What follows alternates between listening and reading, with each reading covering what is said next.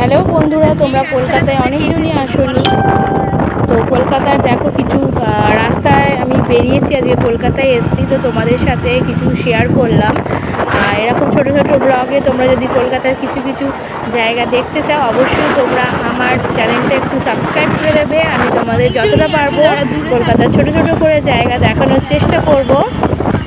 আর এখন আমি ভেবেছিলাম কি ধর্মতলা যাব। তো ধর্মতলা যদি আমি যাই, সেটা তোমরা অবশ্যই আমার পার্ট 2-তে দেখতে পাবে।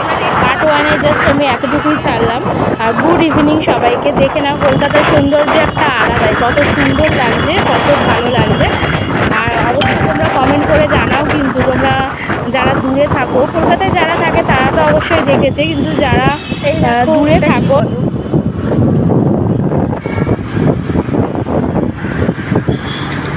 টাটা বন্ধুরা, নেক্সট কোনো ব্লগে আবার দেখা হবে পার্ট 2। পার্ট 1টা এটুকুনি।